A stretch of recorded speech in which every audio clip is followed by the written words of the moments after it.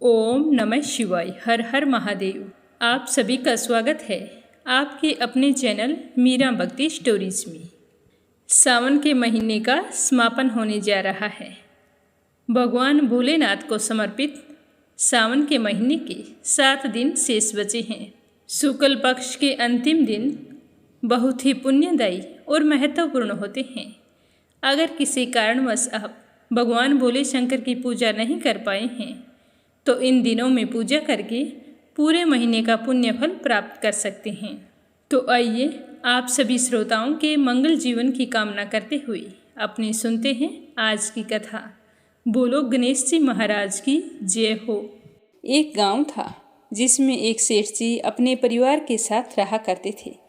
सेठ जी का गांव के पास ही शहर में बहुत बड़ा कारोबार था। सेठ जी गणेश जी के परम भगत थे। वे पूरी श्रद्धा और विश्वास के साथ नियमित रूप से गणेश जी की पूजा किया करते थे। तो गणेश जी की कृपा से सेठ जी के घर में अन्न धन के भंडार सदैव भरे रहते थे। उनके जीवन में किसी भी प्रकार की कोई कमी नहीं थी। नित्य प्रतिदिन वो नियम से नदी पर स्नान करने जाते और आकर गणेश जी की पूजा करते, उन्हें भोग लगाते। गणेश जी की पूजा करने के बाद ही स्वयं भोजन किया करते थे। ये उनका रोजाना का नियम था। पर यह बात सेठानी जी को बिल्कुल भी अच्छी नहीं लगती थी।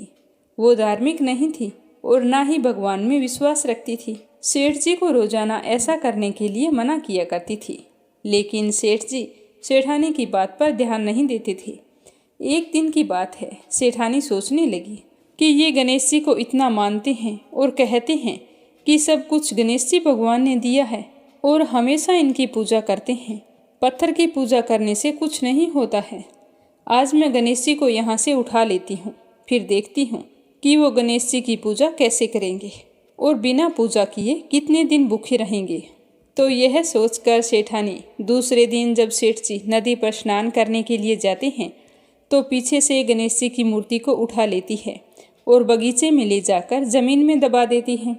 जब सेठ जी नदी पर से स्नान करके आते हैं तो देखते हैं कि मंदिर में गणेश जी की मूर्ति नहीं है। तो वो सेठानी से पूछते हैं कि गणेश जी की मूर्ति कहाँ गई, मंदिर में तो है नहीं। तो सेठानी बोली कि मुझे नहीं मालूम, आपको पता है कि मेरी इन सब चीज़ों में कोई रुचि नहीं है। तो सेठ जी परेशान होकर सारे घर में गणेश जी की मूर्ति को ढूंढने लगे, पर उन्हें मूर्ति नहीं मिली। सेठानी ने कहा कि आप भोजन कर लो और काम पर जाओ। तो सेठ जी ने कहा कि आज तक मैंने कभी भी गणेश जी को भोग लगाए बिना भोजन नहीं किया है, तो आज भी नहीं करूँगा। सेठ जी ने अन्न जल त्याग दिया और मन ही मन गणेश जी का स्मरण करने लगे। कहने लगे कि प्रभु, मुझे लगता है कि आप मुझसे नाराज हो गए हैं। मेरी ही पूजा पाठ में कोई कमी रह गई थी, इसीलिए आप मुझे छोड़कर कहीं चले गए हैं। हे भगवान, अगर मुझसे कोई गलती हो गई हो तो मुझे माफ़ करो और अपनी कृपा दृष्टि मुझ पर बरसाओ और मुझे दर्शन दो। सेठ जी ने पूरा प्रण कर रखा था कि जब तक मुझे गणेश जी दर्शन नहीं देंगे तब तक मैं अन्न जल ग्रहण नहीं करूँगा। तो इसी तरह पूरा दिन निकल गया। रात्रि में सेठ जी गणेश जी का स्मरण करते हुए सो गए।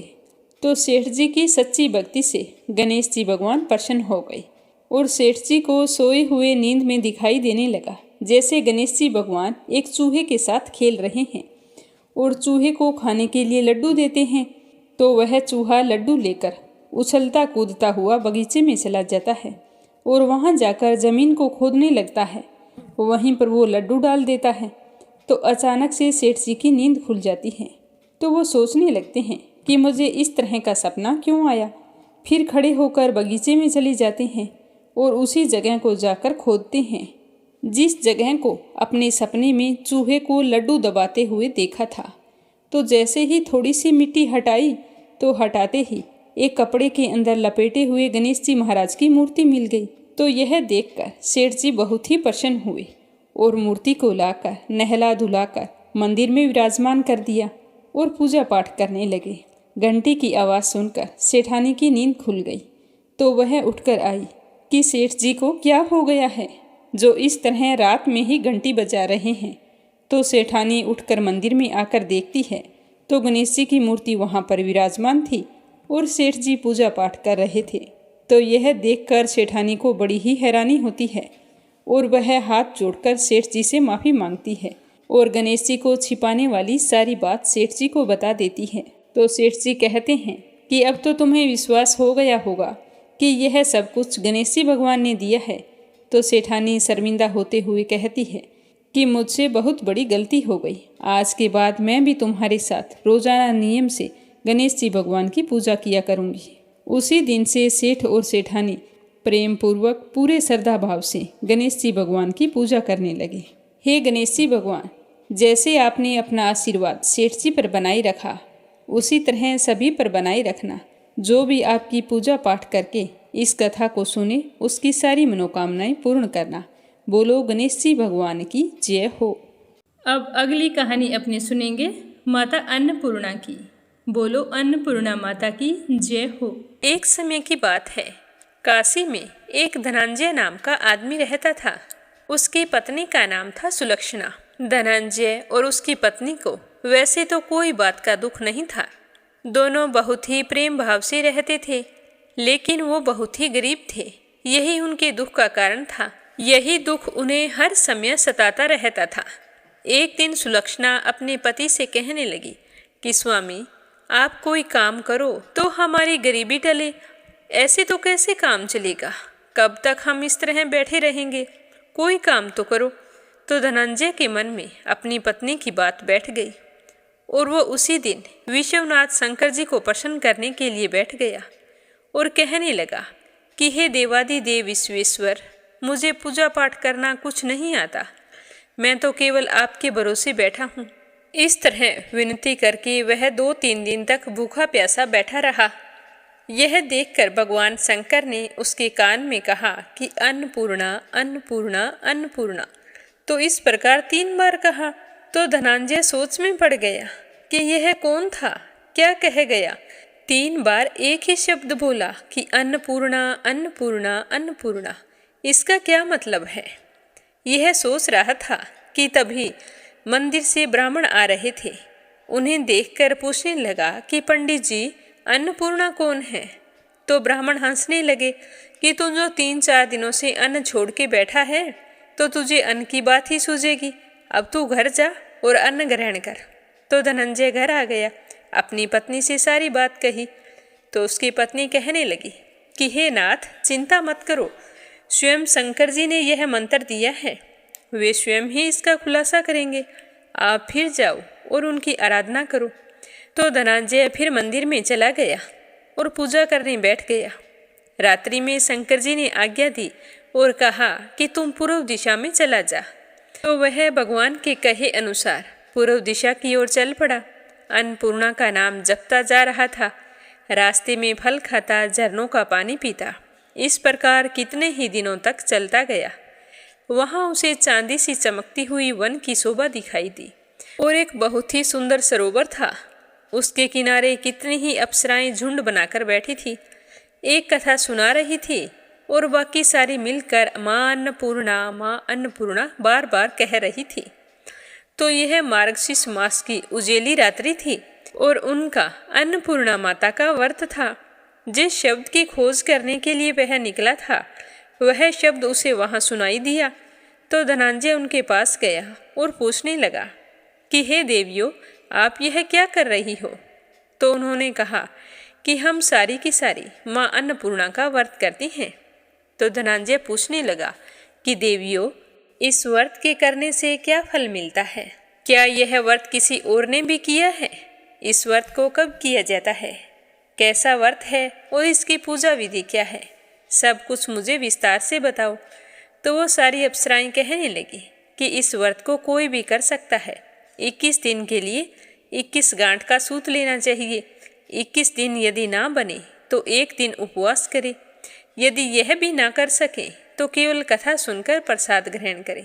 पर ध्यान रखें कि कथा सुने तब तक निराहार रहना चाहिए। अगर कथा सुनने वाला कोई ना मिले तो पीपल के पत्तों को रखकर सुपारी या घृत कुमारी वृक्ष के सामने कर दीपक को साक्षी मानकर सूर्य, गाय, तुलसी या महादेव को कथा सुनाए। कथा सुनने से पहले मुख में एक दाना तक ना डालें। यदि भूल से भी कुछ आपके मुंह में चला जाता है तो 1 दिन फिर से उपवास करें। व्रत के दिन क्रोध ना करें और झूठ भी ना बोलें। धनंजय कहने लगा कि इस व्रत के करने से क्या होगा। तो वो कहने लगी कि अंधों को नेत्र मिले, लूलों को हाथ मिले, निर्धन के घर धन आए, बांझी को संतान मिले, मूर्ख को विद्या आए। जो जिस कामना से इस व्रत को करे, माँ अन्नपूर्णा उसकी सारी मनोकामनाएं पूर्ण करती है। वह कहने लगा कि बहनों, मेरे पास धन नहीं है, विद्या भी नहीं है, कुछ भी तो नहीं है। मैं तो दुखिया ब्राह्मण हूँ। क्या तुम मुझे इस व्रत का सूत दोगी? तो वो कहने लगी कि हाँ भाई, तेरा कल्याण हो, हम तुम्हें अवश्य देंगे। ये लो व्रत का मंगल सूत। तो धनंजय ने भी उस दिन से व्रत शुरू कर दिया। व्रत पूरा हुआ तो सरोवर में से 21 खंड की सोने की हीरा मोती जड़ी हुई एक सीढ़ी प्रकट हुई। धनंजय जय अन्नपूर्णा अन्नपूर्णा कहता हुआ इस सीढ़ियों में उतरता ही गया। तो उतरते उतरते उसने देखा कि करोड़ों सूर्य से प्रकाशमान अन्नपूर्णा माता का मंदिर है। उसके सामने सोने के सिंहासन पर माता अन्नपूर्णा विराजमान है। सामने भिक्षा हेतु शंकर जी खड़े हैं। देवांगनाएं चंवर डुलाती है, कितने ही हथियार बांधे पहरा देती है। तो धनंजय दौड़कर जगदम्बा के चरणों में गिर गया। तो देवी माँ उसके मन का क्लेश जान गई। धनंजय कहने लगा कि माता, आप तो अंतर्यामिनी हो, मैं अपनी दशा क्या बताऊं। तो माता कहने लगी कि मेरा व्रत किया है, जा सारा संसार तेरा सत्कार करेगा। माता ने धनंजय के जीवा पर बीज मंत्र लिख दिया। अब तो उसके रोम रोम में विद्या प्रकट हो गई। इतने में धनंजय देखता है कि वह तो काशी विश्वनाथ के मंदिर में खड़ा है। तो माँ का वरदान लेकर धनंजय घर आ गया।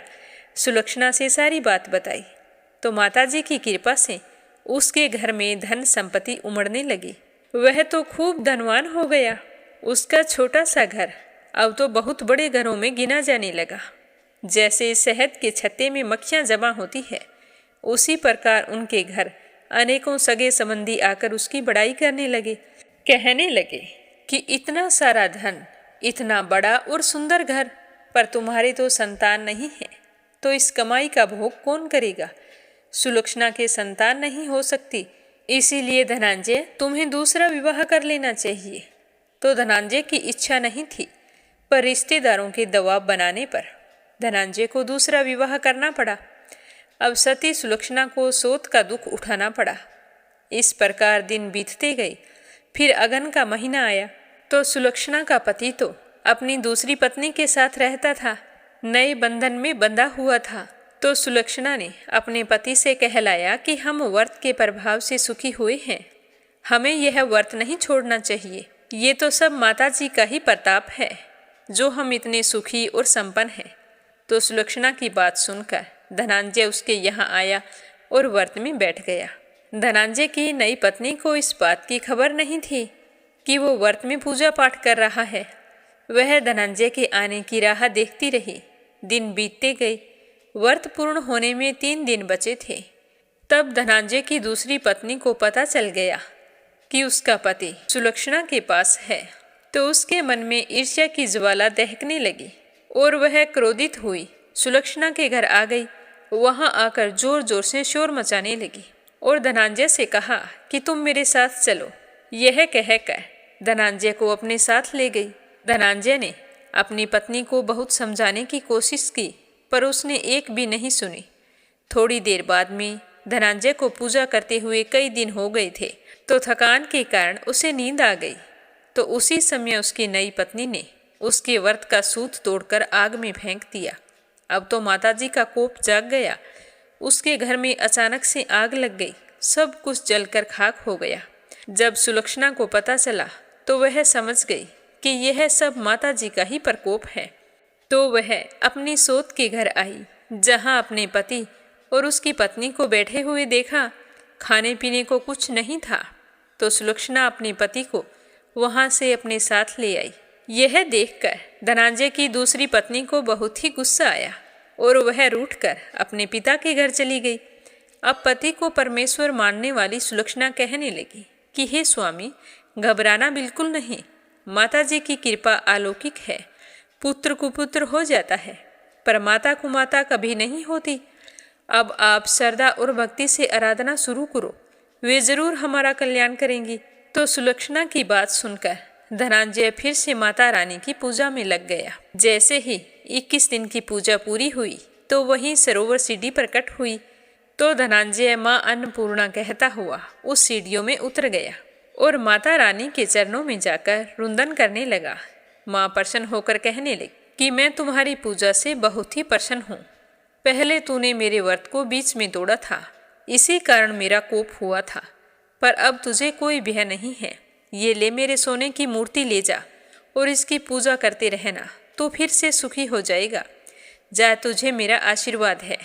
तेरी पत्नी सुलक्षणा ने पूरी श्रद्धा से मेरा व्रत किया है तो मैंने उसे पुत्र प्राप्ति का आशीर्वाद दिया है। माता रानी के ऐसा कहते ही धनंजय की एकदम से आंखें खुली तो वह खुद को काशी विश्वनाथ मंदिर में खड़ा पाया।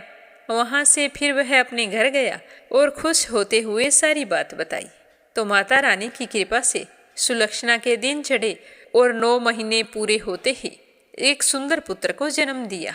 तो गांव में तो आश्चर्य की लहर दौड़ गई कि सुलक्षणा के तो बच्चे होते ही नहीं थे, देखो माता रानी का चमत्कार हुआ है। तो इसी प्रकार उस गांव में एक निसंतान सेठ रहता था। उसने भी माँ अन्नपूर्णा का व्रत किया जिससे उन्हें संतान की प्राप्ति हुई। तो माता रानी का चमत्कार देखकर वह सेठ बहुत ही प्रसन्न हुआ और उस गांव में माता अन्नपूर्णा का मंदिर बनवा दिया। तो उसमें माता रानी बड़ी धूमधाम से पधारी, यज्ञ किया गया और सेठ जी ने धनंजय को मंदिर का पुजारी बना दिया। जीविका के लिए मंदिर की दक्षिणा और रहने के लिए बड़ा सा सुंदर भवन दे दिया। अब धनंजय अपनी पत्नी और पुत्र के साथ वहां रहने लगा। वहां माताजी का खूब चढ़ावा आता, उससे खूब आमदनी होती। उधर नई बहू के पिता के घर में डाकुओं ने डाका डाल दिया और सब कुछ लूट गया। अब वे तो भीख मांगकर पेट भरने लगे। सुलक्षणा को जब इस बात का पता चला तो उन्हें बुलावा भेजा। संदेशा मिलते ही बाप बेटी दोनों वहां आ पहुंचे और सुलक्षणा से माफी मांगने लगे।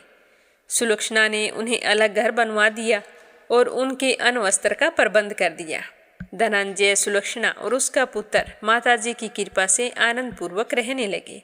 हे माता रानी, जैसे आपने धनंजय और सुलक्षणा के भंडार भरे वैसे सबके भंडार भरना। जो भी आपका व्रत रखकर आपकी इस कथा को श्रद्धा भाव से सुने उसकी सारी मनोकामनाएं पूर्ण करना। बोलो अन्नपूर्णा माता की जय हो। अब अपने सुनते हैं स्कंद पुराण का आगे का अध्याय। बोलो स्कंद पुराण की जय हो, शिव परिवार की जय हो। अर्जुन ने पूछा कि हे नारद जी, इस तीर्थ को गुप्त क्षेत्र के नाम से क्यों जाना जाता है? जिसका प्रभाव इतना महान है वह गुप्त कैसे हुआ? तो अर्जुन की बात सुनकर नारद जी कहने लगे कि हे कुंती पुत्र, इस क्षेत्र के गुप्त होने का जो कारण है उसके बारे में मैं तुम्हें बताता हूँ। यह एक बहुत ही प्राचीन कथा है, तुम इसे ध्यानपूर्वक सुनना। यह क्षेत्र पूर्व काल में श्राप के कारण गुप्त हुआ था। एक समय किसी निमित्त से सब तीर्थों के अधिदेवता एकत्रित होकर पितामह ब्रह्मा जी को प्रणाम करने के लिए उनकी सभा में पधारे। सब तीर्थों को आया हुआ देखकर पितामह अपने समस्त सभासदों के साथ उठकर खड़े हो गए। उनके नेत्र आश्चर्य से खिल उठे थे।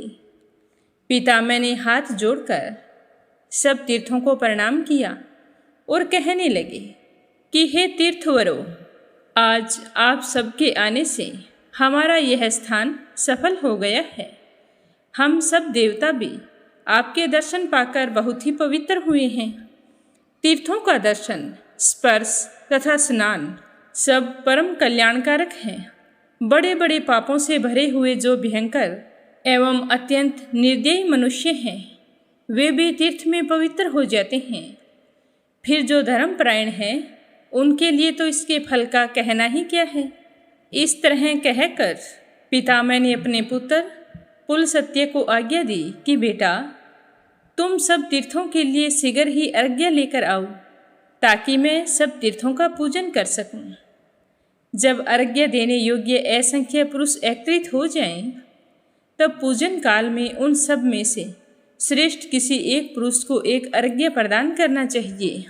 तो अपने पिता की यह आज्ञा पाकर पुलस्त्य जी बड़े वेग से एक उत्तम अर्घ्य पात्र सजा कर ले आए। पितामह ने उसे हाथ में लेकर सब तीर्थों से कहा कि आप सब लोग मिलकर किसी एक मुख्य तीर्थ का नाम बतलावें, मैं उसी को अर्घ्य देना चाहता हूँ। ऐसा करने से मुझे अन्याय रूपी दोष नहीं लगेगा। तो तीर्थ कहने लगे कि हे प्रभु, हम किसी भी प्रकार आपस में श्रेष्ठता का निर्णय नहीं ले सकते, इसीलिए तो आपके पास आए हैं। आपको जो श्रेष्ठ लगे उसे ही आप अर्घ्य दीजिए। तो पितामह कहने लगे कि मैं आप लोगों में से किसी एक की श्रेष्ठता को समझ नहीं पा रहा हूँ। आप सभी लोगों को नमस्कार है। आप सभी अपार महिमा से संपन्न हैं, अतः स्वयं ही अपने में से किसी एक को श्रेष्ठ बतलावें।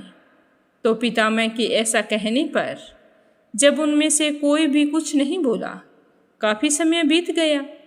तब महिसागर संगम तीर्थ ने कहा कि हे पितामह, आप जल्दी से मुझे अर्घ्य प्रदान करें, क्योंकि दूसरा कोई भी तीर्थ मेरी करोड़वीं कला के समान नहीं है। पूर्व काल में महाराज इंद्रधुमन की तपस्या से तप कर यह सर्व तीर्थ में समूचा पृथ्वी ही मही नाम वाली नदी हो गई है। वह सब तीर्थों सहित मुझे आकर मिली है, इसीलिए मैं तीनों लोकों में सर्व तीर्थमयी होकर प्रसिद्ध हूँ। तो तीर्थराज महिसागर संगम के ऐसा कहने पर अन्य सारे तीर्थ मौन रहे। वो ये देख रहे थे कि पितामह हमारे बारे में कुछ बोलते हैं या नहीं बोलते हैं। तब पितामह ब्रह्मा जी के ज्येष्ठ पुत्र धर्म ने अपनी दाहिनी भुजा को उठाकर कहा कि ये तो बड़े कष्ट की बात है। इस तीर्थराज महिसागर संगम ने मोहवश बड़ी ही कुशित बात कह डाली है। साधु पुरुषों को उचित है कि वे अपने में अच्छे गुण होते हुए भी उनका अपने ही मुख से बखान नहीं करना चाहिए। जो भरी सभा में दूसरों पर आक्षेप करते हुए अपने गुणों का वर्णन करता है, वह रजोगुणी, अहंकारी तथा निंदित होता है। इसीलिए इस तीर्थ में सब गुण होते हुए भी यह अपने अहंकार के कारण विख्यात नहीं होगा। इसका स्वरूप विध्वस्त सा हो जाएगा। तो धर्मदेव के ऐसा कहने पर सब ओर हाहाकार शब्द गूंज उठा। तब योगेश्वर स्कंद जी तथा मैं दोनों शीघ्रतापूर्वक वहां जा पहुंचे। कार्तिकेय ने उस देव समाज में धर्म से कहा कि धर्म, तुमने धृष्टता के कारण जो यह श्राप दे डाला है वह अनुचित है। कोई यह बताए कि तीनों लोकों में विद्यमान समस्त तीर्थों में से कौन सा ऐसा तीर्थ है जिससे यह महिसागर संगम अर्घ्य पानी का अधिकारी नहीं है। इस तीर्थराज ने अपने जिस गुण का वर्णन किया है वह सारे गुण इसमें मौजूद हैं। ऐसी दशा में कौन सी बुराई कर दी इन्होंने जो आपने इस तरह उन्हें श्राप दे दिया, क्योंकि अवगुण तो झूठ बोलने में है, सत्य बोलने में नहीं है। जो सबका पालन करने वाले हैं उनके द्वारा ऐसा बर्ताव होना कदापि उचित नहीं है। यदि वे भी विचार ना करके ऐसा कार्य करेंगे तो प्रजा किसकी शरण में जाएंगी। स्वामी कार्तिकेय के ऐसा कहने पर धर्म ने कहा कि आपका यह कहना तो ठीक है कि यह महिसागर संगम सब तीर्थों में प्रदान होने और पितामह से अर्घ्य पाने के सर्वथा योग्य हैं, किंतु साधु पुरुषों का यह सनातन नियम है कि व्यक्ति अपने ही मुँह से अपने गुणों का बखान नहीं कर सकता। दूसरों का किया हुआ आक्षेप और अपनी प्रशंसा, ये दो दोष पितामह को भी अपने पद से विचलित कर सकते हैं। दूसरों पर आक्षेप करते हुए अपनी प्रशंसा करने वाले राजा ययाति क्या स्वर्ग से नीचे नहीं गिर गए थे? बुद्धिमान ईश्वर ने पूर्व काल में जो जो बातें प्रमाणित कर दी हैं उन सब का भली भांति पालन करना चाहिए। ऐसा विद्वान कौन है जो उनकी बातों का उल्लंघन कर सकता है? हे कार्तिकेय जी, आपके पिता ने आदेश देकर जिस कार्य के लिए हमें नियुक्त किया है हम सदा उसी का पालन करते हैं और आपको भी उसी का पालन करना चाहिए। तो स्कंद से इस तरह कहकर धर्म अपनी मुद्रा त्याग देने को तैयार हो गई। तब मैंने उस प्रस्ताव पर विचार करके कहा कि संसार को धारण करने वाले परम महान महात्मा धर्म को नमस्कार है। ब्रह्मा, विष्णु और शिव जिनकी प्रतिदिन पूजा करते हैं, उन पापनाशी धर्म को नमस्कार है। हे धर्म, यदि कदाचित आप मुद्रा त्याग देंगे तो हम लोगों की सत्ता कैसे रह जाएगी। हे प्रभु, आप इस संसार का नाश मत होने दीजिए। योगेश्वर कार्तिकेय को आप सम्मान देने योग्य हैं, क्योंकि ये साक्षात भगवान शंकर के पुत्र हैं। अतः उन्हीं की भांति हम सबके लिए माननीय हैं। हे धर्म, आपने इस तीर्थराज को विख्यात न होने का जो श्राप दे दिया है, उसका निवारण करने के लिए अनुग्रह कीजिए। इस तरह बताते हुए देवऋषि नारद जी कहने लगे कि हे कुंती पुत्र, मेरे ऐसा कहने पर पितामह ने मेरी प्रशंसा करते हुए कहा कि धर्म, नारद ने बहुत अच्छी बात कही है, तुम इनकी बात मान लो। तब धर्म ने कार्तिकेय से कहा कि हम लोग जिसके किंकर हैं, उन परम सिद्ध कार्तिकेय जी को नमस्कार है। हे स्कंद, हे नाथ, मेरी यह विनय विनती ध्यान देकर सुनिए। स्तंभ अर्थात गर्व के कारण यह महातीर्थ अप्रसिद्ध होगा, तथापि शनिवार की अमावस्या को महिसागर की यात्रा करने से जो फल मिलेगा उस पर ध्यान दीजिए। प्रभास की 10 बार, पुष्कर की 7 बार और प्रयाग की 8 बार यात्रा करने से जो फल प्राप्त होता है, वही फल महिसागर संगम की 1 बार यात्रा करने से प्राप्त हो जाएगा। तो धर्म के इस प्रकार वरदान देने पर स्कंद मन ही मन बहुत प्रसन्न हुए। पितामह ने भी एकाग्रचित होकर स्तंभ तीर्थ को अर्घ्य दिया और उसे सब तीर्थों में श्रेष्ठता प्रदान की। उसके बाद सब तीर्थों और स्वामी कार्तिकेय को सम्मानपूर्वक वहाँ से विदा किया। अतः हे कुंती पुत्र, इस तीर्थ के गुप्त होने का यही प्राचीन वृत्तांत है। इस प्रकार मैंने तुमसे संपूर्ण तीर्थ के महाफल का वर्णन किया है। इसे सुनकर मनुष्य सब पापों से मुक्त हो जाता है। तो नारद जी के मुख से इस प्रकार के वचन सुनकर विस्मय में पड़े हुए अर्जुन उस तीर्थ की बड़ी प्रशंसा करने लगे और नारद जी से विदा लेकर द्वारिका की ओर चल पड़े। तो सूत जी के मुख से इस तरह सुनकर शौनक जी कहने लगे कि हे सूत जी, आपने गुप्त क्षेत्र के इस अत्यंत अद्भुत, परम पावन, अनुपम तथा हर्षवर्धक महात्म्य का वर्णन किया है। यहाँ अब हम यह जानना चाहते हैं कि चांडिल और विजय कौन थे तथा सिद्ध माता की कृपा से उन्हें कैसे सिद्धि प्राप्त हुई। यह सब हम विस्तार से सुनने की इच्छा रखते हैं। तो शौनक जी की बात सुनकर सूत जी कहने लगे कि हे ब्राह्मण, इस विषय में मैं श्री व्यास जी के मुख से सुनी हुई कथा कहूँगा, तुम सब ध्यान लगाकर सुनना। पहले की बात है, पांडवों ने राजा द्रुपद की पुत्री द्रौपदी को पाकर धृतराष्ट्र की आज्ञा से इंद्रप्रस्थ नामक नगर बसाया था। वे वहाँ भगवान वासुदेव से सुरक्षित होकर रहते थे। एक समय पांडव अपनी राजसभा में बैठकर नाना प्रकार की बातें कर रहे थे। इतने में ही भीम का पुत्र घटोत्कच वहाँ पर आ गया। उसे आया हुआ देखकर पांचों भाई पांडव तथा परम पराक्रमी श्री कृष्ण सहसा ही सिंहासन से उठ खड़े हुए और बड़ी प्रसन्नता के साथ सबने घटोत्कच को हृदय से लगाया। तब भीम पुत्र घटोत्कच भी अत्यंत खुश हुए और विनीत भाव से बारी बारी उन सबको प्रणाम किया। उसके बाद राजा युधिष्ठिर ने उसे अपनी गोद में बैठाकर आशीर्वाद दिया और स्नेहपूर्वक उसका मस्तक चूमते हुए सभा में कहने लगे कि बेटा, तुम कहाँ से आए हो? इतने दिनों तक कहाँ विचर रहे थे? हिंडिबा कुमार, तुम देवता, ब्राह्मण, गऊ तथा साधु महात्माओं का कोई अपराध तो नहीं कर रहे हो? भगवान श्री कृष्ण में और हम लोगों में तुम्हारा प्रेम तो है ना? और तुम्हारा प्रिय करने वाली तुम्हारी माता हिंडिबा कैसी है? वो खूब प्रसन्न तो होंगी। तो धर्मराज युधिष्ठिर के इस तरह पूछने पर हिंडिबा के पुत्र घटोत्कच ने कहा कि महाराज, मेरे मामा के मारे जाने पर मैं उसी के राज्य सिंहासन पर बैठाया गया हूँ और दुष्टों का दमन करता हुआ सर्वत्र विचरता हूँ। मेरी माता हिंडिबा देवी भी कुशल से हैं। वे इस समय दिव्य तपस्या में लगी हुई हैं। उन्होंने मुझे आज्ञा दी है कि बेटा, तुम सदा अपने पिता पांडवों में भक्ति बनाए रखना। माता की यह बात सुनकर ही मैं भक्ति युक्त चित्त से आपको प्रणाम करने के लिए मेरुगिरी के शिखर से यहाँ पर आया हूँ। मेरी इच्छा है कि आप लोग मुझे किसी महान कार्य में नियुक्त करें, क्योंकि यही जीवन का महान फल है कि पुत्र सदा अपने पितृवर्ग की आज्ञा का पालन करे। इससे वह पुण्य लोकों पर विजय पाता है और इस संसार में भी यशस्वी होता है।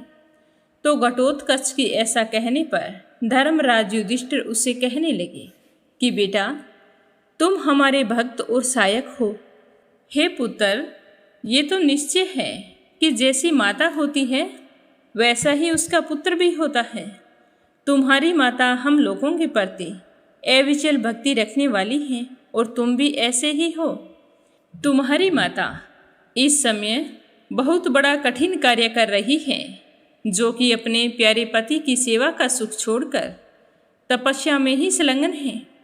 इस प्रकार बहुत सी बातें करते हुए धर्मराज ने भगवान श्री कृष्ण से कहा कि हे पुंडरीकाक्ष, आप तो जानते हैं कि घटोत्कच का जन्म भीमसेन से हुआ है।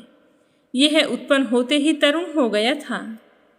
हे श्री कृष्ण, मैं चाहता हूँ कि मेरे इस पुत्र को योग्य पत्नी प्राप्त हो। आप सर्वज्ञ हैं, बताइए इसके लिए योग्य पत्नी कौन हो सकती है।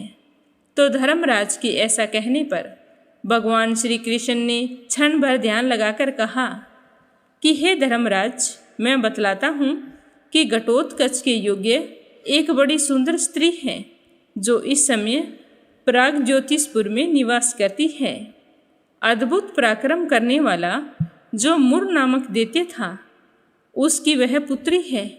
मुर दैत्य बड़ा ही भयंकर था और पास में दुर्ग में रहता था। वह मेरे ही हाथों मारा गया था। उसके मारे जाने पर उसकी पुत्री कामकंटकटा मुझसे युद्ध करने के लिए आई थी। वह अत्यंत पराक्रमी होने के कारण बड़ी भयानक लग रही थी। तब खड्ग और खेटक धारण करने वाली उस दैत्य कन्या के साथ महासमर में मैंने भी युद्ध आरंभ कर दिया था। मेरे सारंग नामक धनुष से बड़े बड़े बाण छूटने लगे, परंतु मुर की पुत्री ने मेरे उन सभी बाणों को खड्ग से ही काट डाला। तब मैंने उसका वध करने के लिए अपना सुदर्शन चक्र उठाया, तो यह देखकर कामाख्या देवी मेरे आगे आकर खड़ी हो गई और कहने लगी कि हे पुरुषोत्तम, आपको इसका वध नहीं करना चाहिए। मैंने स्वयं इसको खड्ग और खेटक प्रदान किए हैं, जो अजय हैं। तो उस देवी की बात सुनकर मैंने कहा कि हे देवी, मैं ही इस युद्ध से निवृत्त होता हूँ, तुम इस कन्या को मना करो। तब कामाख्या देवी ने उसे हृदय से लगाकर कहा कि हे भद्रे, तुम इस युद्ध से लौट चलो। ये माधव श्री कृष्ण युद्ध में दुर्जय हैं। कोई किसी प्रकार भी संग्राम में इन्हें मार और हरा नहीं सकता। संसार में आज तक ऐसा कोई वीर नहीं हुआ है और ना ही होगा जो इन्हें युद्ध में जीत सके। औरों की तो बात ही क्या है, साक्षात भगवान शंकर भी इन्हें परास्त नहीं कर सकते। बेटी, ये तुम्हारे भावी ससुर हैं, अतः तुम इन्हें प्रणाम करके युद्ध से हट जाओ। यही तुम्हारे लिए उचित होगा। तुम इनके भाई भीमसेन की पुत्रवधू होवोगी, इसीलिए अपने ससुर के समान पूजनीय जनार्दन का तुम आदर करो। अब पिता के लिए तुम्हें शोक नहीं करना चाहिए। इन श्री कृष्ण के हाथों से जो तुम्हारे पिता की मृत्यु हुई है, वह सर्वथा स्मरणीय है, क्योंकि इनके हाथ से मरने पर अब तुम्हारे पिता सब पातकों से मुक्त होकर विष्णु धाम को चले गए हैं।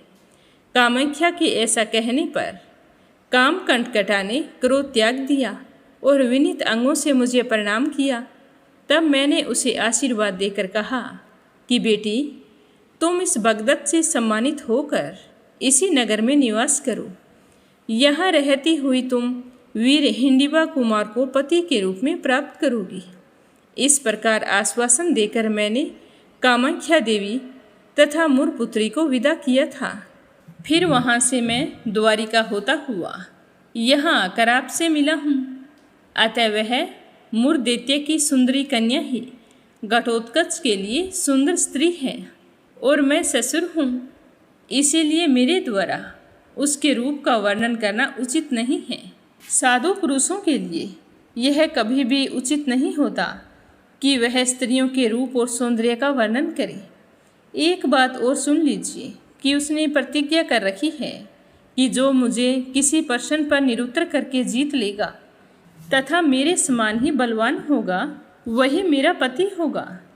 उसकी यह प्रतिज्ञा सुनकर बहुत से दैत्य और राक्षस उसे जीतने के लिए गए, किंतु मोरवी ने उन सबको परास्त करके मार डाला।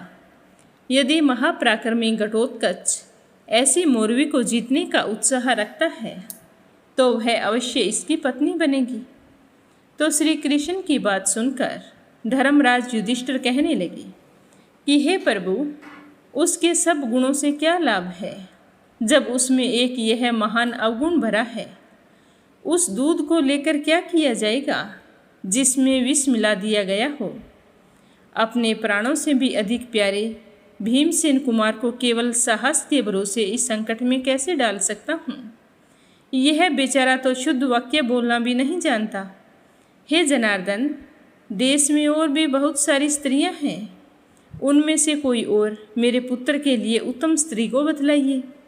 भीमसेन कहने लगे कि भगवान श्री कृष्ण ने जो बात कही है वह अनेक प्रयोजनों को सिद्ध करने वाली सत्य और उत्तम है। मेरा विश्वास है कि घटोत्कच शीघ्र ही मोरवी को प्राप्त करेगा। तो अर्जुन कहने लगे कि कामाख्या देवी ने मोरवी से कहा है कि भीमसेन का पुत्र ही तुम्हारा पाणी ग्रहण करेगा, तो इसीलिए मेरी राय भी यही है कि घटोत्कच को वहाँ जाना चाहिए। तो यह सुनकर भगवान श्री कृष्ण कहने लगे कि अर्जुन, मुझे तुम्हारी और भीम की बात पसंद आई।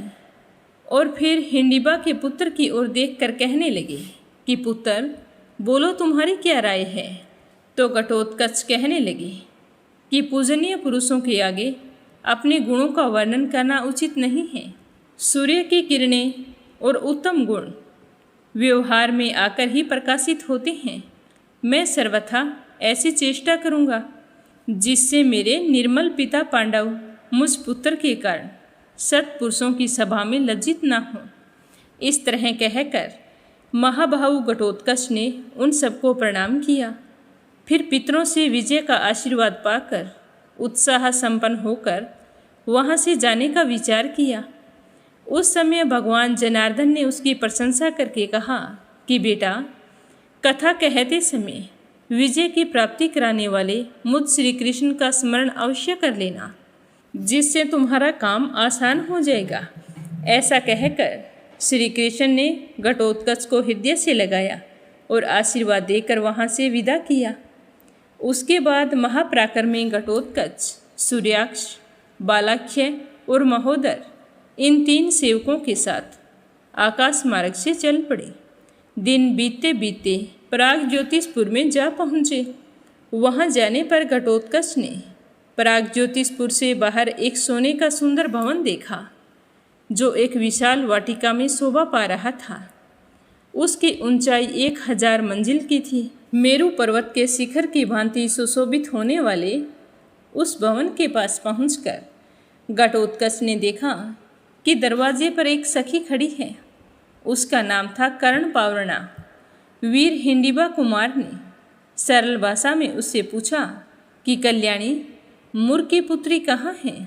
मैं दूर देश से आया हूँ, उनकी कामना करने वाला अतिथि हूँ और उन्हें देखना चाहता हूँ। तो भीमसेन कुमार की यह बात सुनकर वह निशाचरी लड़खड़ाती हुई दौड़ पड़ी और महल की छत पर बैठी हुई मोरवी के पास जाकर कहने लगी कि हे देवी, कोई सुंदर तरुण काम का अतिथि होकर तुम्हारे द्वार पर खड़ा है और उसके समान सुंदर कांति वाला पुरुष इस त्रिलोकी में कहीं भी नहीं है। अब उसके लिए क्या कर्तव्य है, यह आज्ञा दीजिए। तो काम कंटकटा कहने लगी कि अरे, उन्हें शीघ्र ही अंदर ले आओ, विलंब क्यों कर रही हो?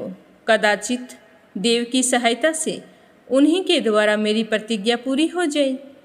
तो मोरवी के ऐसा कहने पर दासी ने घटोत्कच के पास जाकर कहा कि हे कामी पुरुष, उस मृत्यु रूपा नारी के समीप जल्दी से चले जाओ, वह तुम्हारा इंतजार कर रही है। उसके ऐसा कहने पर हंसते हुए घटोत्कच ने वहीं पर अपना धनुष छोड़कर उस घर के भीतर प्रवेश किया और विद्युत की भांति प्रकाशित होने वाली उस दैत्य कन्या को देखकर सोचने लगा कि मेरे पितर स्वरूप श्री कृष्ण ने मेरे लिए योग्य स्त्री को ही बतलाया है। इस प्रकार विचार करते हुए उसने मोरवी से कहा कि ओ वज्र के समान कठोर हृदय वाली निठुर नारी, मैं अतिथि होकर तुम्हारे घर आया हूँ, अतः सत्पुरुषों के लिए जो उचित स्वागत सत्कार है वह अपने हार्दिक भाव के अनुसार करो। तो हिंडिबा कुमारी का यह वचन सुनकर काम कंटकटा उसके रूप से विस्मित होकर अपनी निंदा करके इस प्रकार कहने लगी कि हे भद्र पुरुष, तुम व्यर्थ ही यहाँ चले आए हो। जीते जी पुनः सुखपूर्वक लौट जाओ, और अगर तुम मुझे पाना चाहते हो तो शीघ्र ही कोई कथा कहो। कथा कहकर यदि मुझे संदेह में डाल दोगे तो मैं तुम्हारे वश में हो जाऊंगी। उसके बाद मेरे द्वारा तुम्हारी सेवा होगी।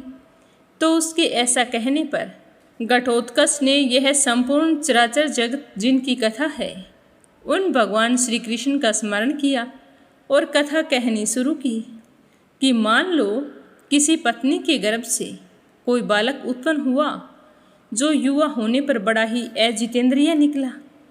उस युवक के एक पुत्री हुई तथा उसकी पत्नी मर गई। तब पिता ने उस नन्ही सी पुत्री की रक्षा और पालन पोषण किया। वह कन्या जब जवान हुई, उसके सारे अंग विकसित हो चुके थे, तब उसके पिता का मन उसके प्रति कामलोलुप हो गया। उसके बाद उस पापी ने अपनी ही पुत्री से कहा कि हे प्रिय, तुम मेरे पड़ोसी की लड़की हो और मैंने तो तुम्हें मेरे यहाँ लाकर पत्नी बनाने के लिए ही दीर्घ काल तक पालन पोषण किया है। अतः अब वह मेरा सारा अभीष्ट कार्य तुम सिद्ध करो। तो अपने पिता के मुख से इस तरह की बातों को सुनकर उस लड़की ने सारी बातों को सत्य मानकर ऐसा ही किया। अपने ही पिता को पति के रूप में स्वीकार किया और पिता ने अपनी पुत्री को पत्नी के रूप में स्वीकार कर लिया। दोनों साथ साथ रहने लगे। कुछ समय पश्चात उस कामी गधे से एक कन्या उत्पन्न हुई। अब बताओ, वह कन्या उसके क्या लगती है? पुत्री लगती है अथवा दोहिती लगती है? यदि तुम्हें शक्ति है तो शीघ्र ही मेरे इस प्रश्न का उत्तर दो। तो यह प्रश्न सुनकर मोरवी ने अपने हृदय में अनेक प्रकार से विचार किया, किंतु किसी प्रकार से उसे इस प्रश्न का निर्णय नहीं सूझा। तब वह मोरवी घटोत्कच के इस प्रश्न से हार कर अपनी शक्ति का उपयोग करने लगी। वह ज्यों ही झूले से उठकर हाथ में तलवार लेने ही वाली थी, तो उसी समय घटोत्कच ने बड़े वेग से पहुंचकर बाएं हाथ से उसके केस पकड़ लिए और उसे धरती पर गिरा दिया। फिर उसके गले पर बायां पैर रखकर दाहिने हाथ में कैंची लेकर उसका नाक काट लेने का विचार किया। मोरवी ने बहुत हाथ पैर मारे, किंतु अंत में स्थिर होकर उसने बड़े मंद स्वर में कहा कि हे नाथ, मैं तुम्हारे प्रश्न से और तुम्हारी शक्ति तथा बल से परास्त हो गई हूँ। मैं तुम्हें नमस्कार करती हूँ। अब तुम मुझे छोड़ दो, मैं तुम्हारी दासी हूँ। जो तुम आज्ञा दोगे मैं वही करूँगी। तो घटोत्कच कहने लगे कि यदि ऐसी बात है तो मैं तुम्हें छोड़ देता हूँ। ऐसा कहकर घटोत्कच के छोड़ देने पर काम कंटकटा ने पुनः उसे प्रणाम किया और फिर कहने लगी कि हे महाबाहो, मैं जानती हूँ कि तुम बड़े वीर हो। त्रिलोकी में कहीं भी तुम्हारे पराक्रम की तुलना नहीं है। तुम इस पृथ्वी पर 60 करोड़ राक्षसों के स्वामी हो। आपके बारे में ये सारी बातें मुझे कामाख्या देवी ने बतलाई थी। वे सारी बातें आज मुझे याद आ रही हैं। मैंने अपने सेवकों तथा इस शरीर के साथ यह सारा घर तुम्हारे चरणों में समर्पित कर दिया है। हे प्राणनाथ, आज्ञा दो कि मैं तुम्हारे किस आदेश का पालन करूं। तो मोरवी की बात सुनकर घटोत्कच ने उसे क्या आज्ञा दी, यह अपने सुनेंगे कल के अध्याय में। बोलो स्कंद पुराण की जय हो, शिव परिवार की जय हो। अब अपने सुनते हैं लप्सी और तपसी की कहानी। बोलो लप्सी तपसी की जय हो। बहुत पुराने समय की बात है। एक गांव में एक ब्राह्मण परिवार रहा करता था। उसमें पति पत्नी के अलावा उनके 2 बच्चे थे। एक बेटा था, एक बेटी थी। ब्राह्मण दंपति बहुत ही सरल स्वभाव के थे। समय मिलने पर प्रभु का स्मरण किया करते थे। उनकी बेटी बहुत ही संस्कारी और सुशील थी, लेकिन उनका बेटा आवारा किस्म का था। वह कोई काम धाम नहीं करता और ना ही कभी अपने माँ बाप का कहना मानता था। समय के साथ दोनों बहन भाई बड़े हो गए। बहन की शादी कर दी गई, पर भाई का वही हाल था। उसके माँ बाप ने उसे समझाया कि बेटा, अब हम वृद्ध हो चले हैं, तुम कोई काम किया करो, लेकिन उस पर उनकी बातों का कोई असर नहीं होता था। तो एक दिन ब्राह्मणी अपने पति से कहने लगी कि स्वामी, आप बिल्कुल काम छोड़ दीजिए। जब घर में कुछ भी नहीं होगा तो यह अपनी जिम्मेदारी समझेगा और काम पर लग जाएगा।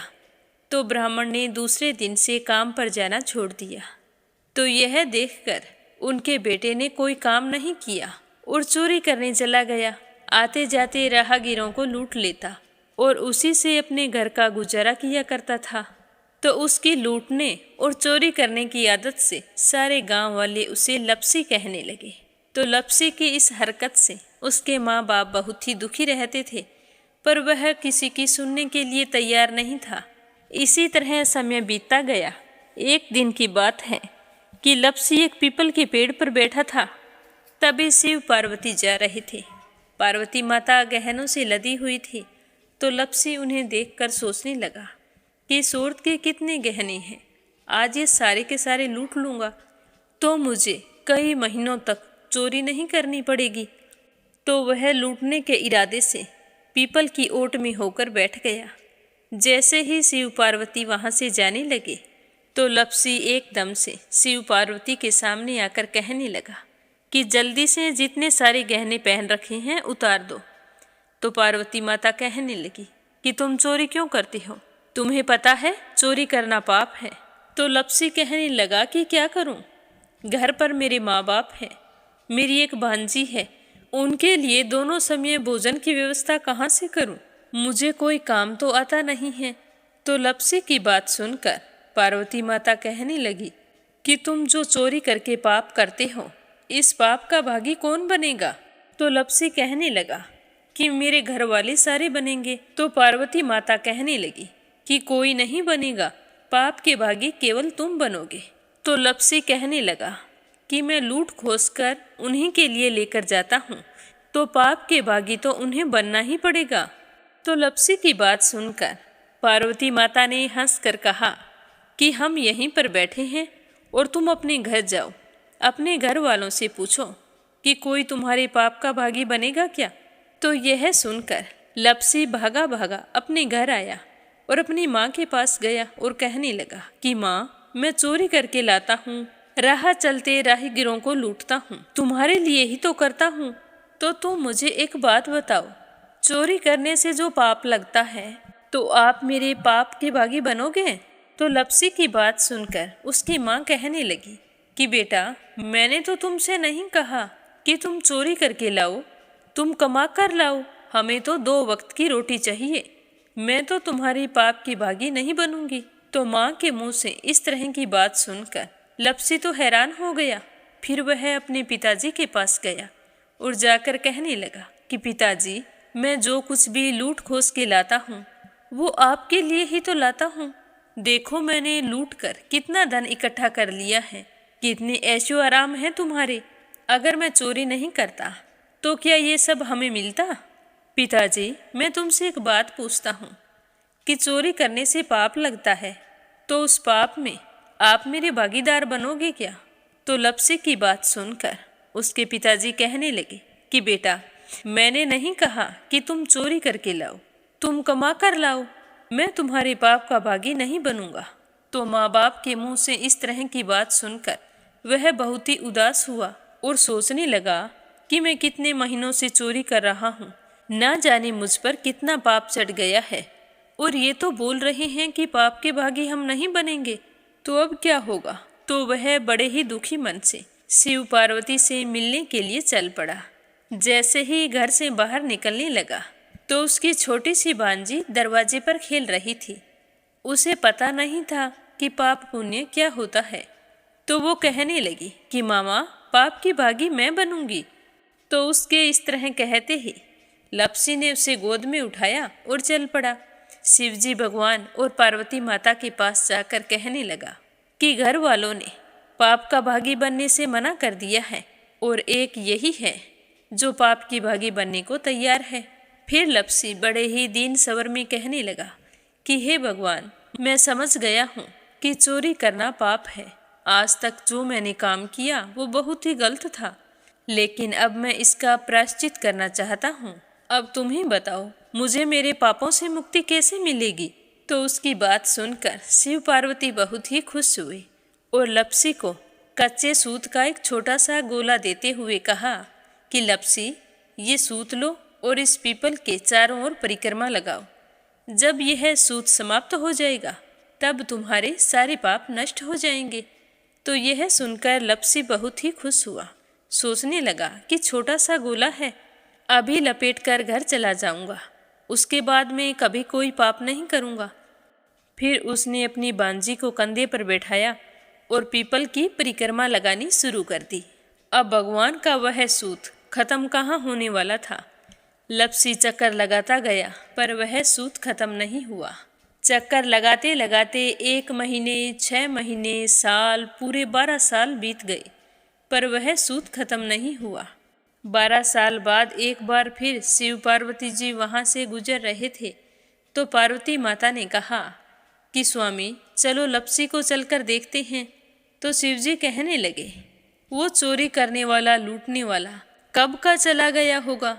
तो पार्वती माता कहने लगी कि नहीं स्वामी, चलकर देखने में क्या जाता है, चलो एक बार देखते हैं। तो शिव पार्वती जी जैसे ही पीपल वृक्ष के पास आए तो देखा कि लप्सी तो अब भी चक्कर लगा रहा है।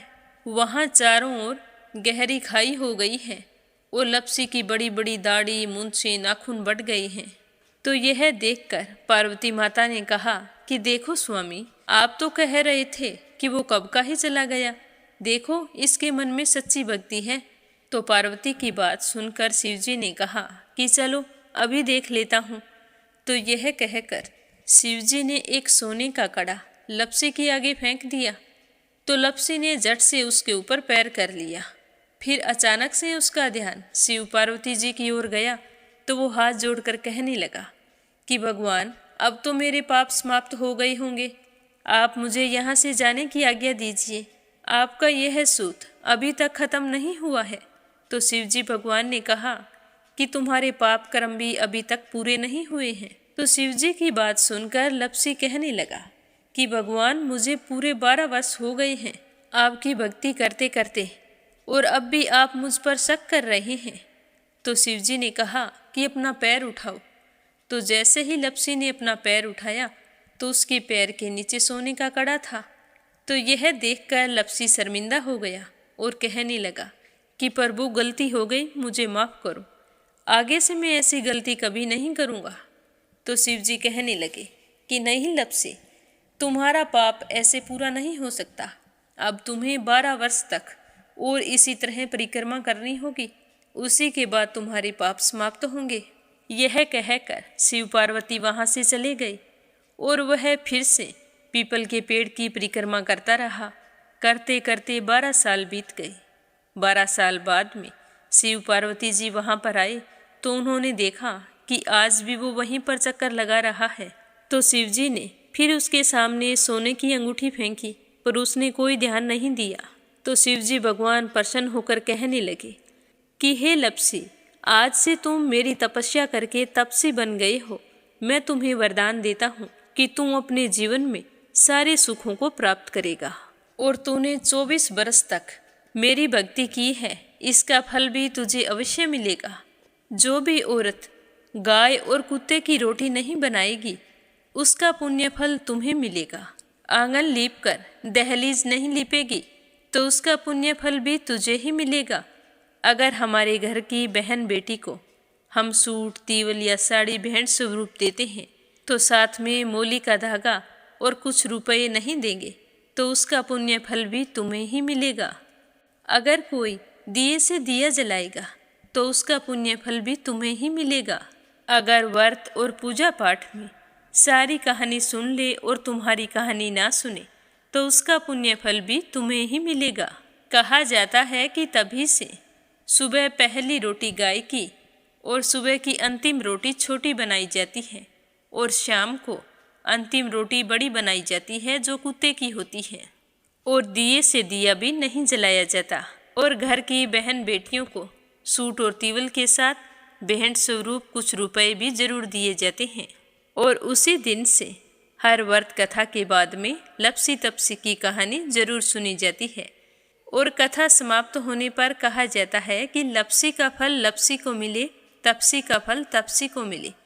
हमारी पूजा पाठ का, हमारे व्रत का और हमारी कहानी का पुण्य फल हमें मिले। बोलो लप्सी तपसी की जय हो। तो ये थी लप्सी और तपसी की कहानी। लप्सी तपसी दो भाई नहीं थे। लप्सी और तपसी एक ही आदमी का नाम था। लूट कर लाता था, इसीलिए उसे लप्सी के नाम से पुकारते थे। और फिर भगवान की तपस्या करने के कारण उसे तपसी के नाम से जाना जाने लगा। बोलो लप्सी तपसी की जय हो। अब अपने सुनते हैं प्यारे श्रोताओं के नाम। आज का पहला कमेंट अपराजिता मीना श्रीवास्तव नेपाल से। दूसरा है संजय, सोनिया, हिताक्षी, दीपेश, मयंक हरियाणा से। और तीसरा है परमेश्वरी रघुवीर सिंह दिल्ली से। देवी सिंह, कार्तिक, पायल, सौम्या, उमा रघुवंशी गजबा सौदा से। प्रिया, रणवीर देसवाल, पवनी देसवाल, वरदान देसवाल मेरठ से। रवि सैनी, सीमा सैनी मलियाना से। आशा शर्मा, विष्णु, ज्योति, अंशु भीलवाड़ा से। सरला रानी करणपुर से। आरती खैरावर अगरखर से। किरण पानीपत से। रुक्मणी शर्मा अंबाला से। रजनी बड़ोला उत्तराखंड से। विमला नेपाल से। राधा रोहिला दिल्ली से। यशोदा मांझी उड़ीसा से। श्यामवती सुषमा विष्णु हरियाणा से। यूएन तिवारी इंदिरा तिवारी लखनऊ से। दिल्ली बहादुर भंडारी, सरिता भंडारी, नम्रता भंडारी, सूरत भंडारी नेपाल से। सुनीता रानी मेरठ से। निर्मला सिसोदिया दिल्ली से। श्रीमती शर्मा अलीगढ़ से। अनिल तिहरी करनाल से। उमेश कुमार उत्तर प्रदेश से। इंदिरा तिवारी, शांति प्रसाद तिवारी, शुभांकित, दीपांकित, सुरभि, जया तिवारी, वैभवी, ऐश्वर्या तिवारी उत्तराखंड से। बीनू मेहरा दिल्ली से। सुनीता पवार मध्य प्रदेश से। मोनिका नागर तिगांव से। धनीराम धर्मशाला हिमाचल प्रदेश से। प्रीति शर्मा दिल्ली से। बीना देविका कणिका वाशने अलीगढ़ से। तारा मिश्रा, राम नरेश मिश्रा, शुभम मिश्रा, रितेश मिश्रा गोपालगंज से। शीला सिन्हा, मीरा श्रीवास्तव, ममता श्रीवास्तव, माला छम्मा जौनपुर से। सीमा जोशी, रवि कुमार जोशी दिल्ली से।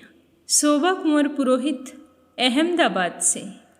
संगीता अग्रवाल, कमला देवी अग्रवाल दुलिया महाराष्ट्र से। सम्मन प्रसाद दिल्ली से। कोमल निर्मल मुंबई मीरा रोड से।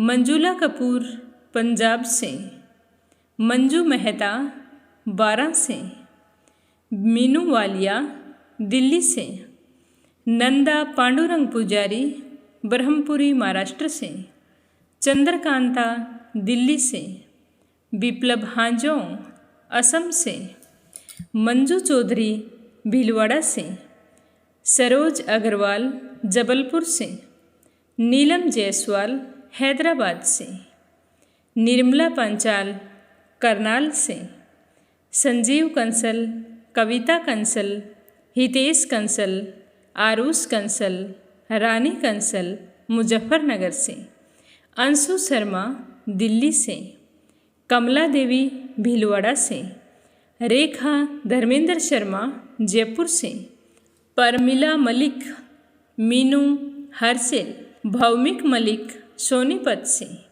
रामावती देवी जगवीर सिंह, रवि कुमार, राहुल कुमार, अनुज कुमार, रुद्र कुमार, ज्योति वंदना, भावना, आराध्या, आन्या, अविका, तोलू मोलू मेरठ से, सीमा गोयल, सतपाल गोयल पानीपत से, सुमन चांदोरा जोधपुर से, नर बहादुर पाल नेपाल से, उषा जांगिड़ सोजत सिटी से, वीणा कालड़ा आगरा से, कमलेश बल्ला जम्मू से, गीता गोस्वामी, सुनीता गोस्वामी मेरठ से, निकिता सेजवानी अहमदाबाद से, साधना अग्रवाल ग्वालियर से, अशोक कुमार जी भटनागर भोपाल मध्य प्रदेश से, बबीता पारिक, रितिका पारिक, दिव्यांश पारिक,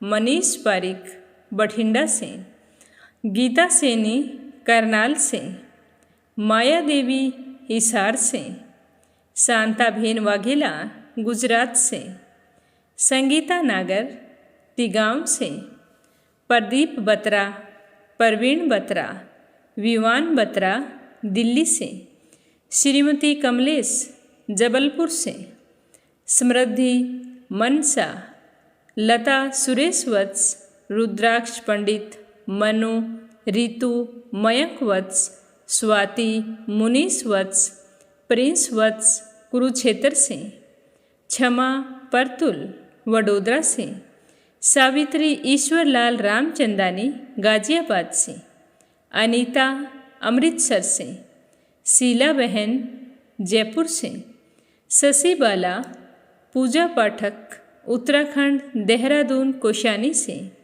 प्रमोद यादव साहो हिमाचल प्रदेश से, जयश्री पंवार गोरखनाथ पंवार महाराष्ट्र से, रेखा भट्ट मुंबई से, मीरा अग्रवाल बंगाल से, ममता अग्रवाल, दीपक अग्रवाल, शोभित अग्रवाल, अंबिका अग्रवाल कुक्षी से, कमलेश लाल रुड़की से, स्मिता सीताराम गायकवाड महाराष्ट्र से, शकुंतला पंगल भिवानी से, गोवर्धन बैठा रांची से। आप सभी श्रोताओं का बहुत बहुत धन्यवाद। अपना प्यार और विश्वास इस चैनल के साथ हमेशा यूं ही बनाए रखना। रोजाना प्रस्तुत होने वाली कथाओं को लाइक करना और ज़्यादा से ज़्यादा शिव भक्तों में शेयर करना, ताकि हमारा ये मीरा भक्ति स्टोरीज परिवार खूब बड़ा हो, खूब तरक्की करे। आप सभी के मंगल जीवन की कामना करते हुए ओम नमः शिवाय, हर हर महादेव।